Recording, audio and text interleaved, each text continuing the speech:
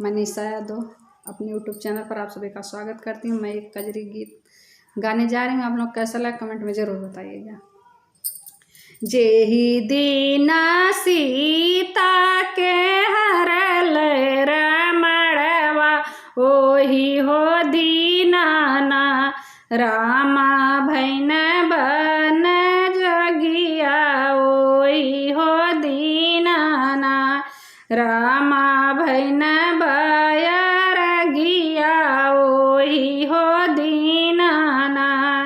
मचिया ही बैठली माता समुझाव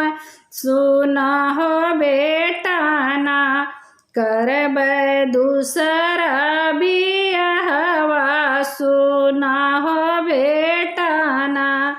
केतनो तू करबू माता दूसरा बियाहवा नहीं हो भूलना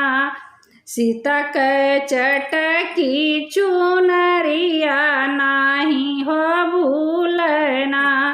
सीता के चटकी चुनरिया नहीं हो भूलना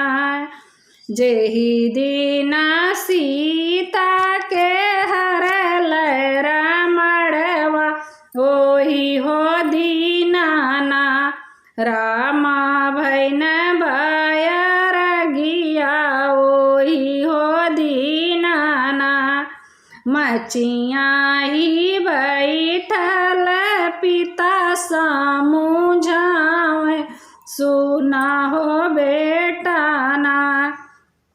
करब दूसरा बियाह सुना हो बेटाना केतनो तू करबा पापा दूसरा बियाहवा नहीं हो भूलना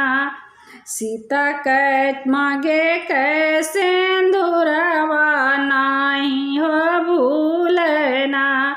सीता के माथे के टिकुलिया नहीं हो भूलना जेहि दीना सीता के हरल रमणवा ओहि हो दीनाना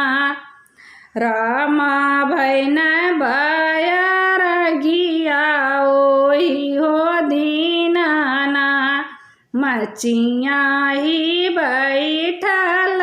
लक्ष्मण समुझाव सुना हो भैयाना करब दूसरा बियाह सुना हो भैयाना केतनो तू करबा भैया दूसरा बियाहवा नहीं हो भूलना सीता के गोरी बदनिया नहीं हो भूलना सीता के हाथ के कंगनवा नहीं हो भूलना।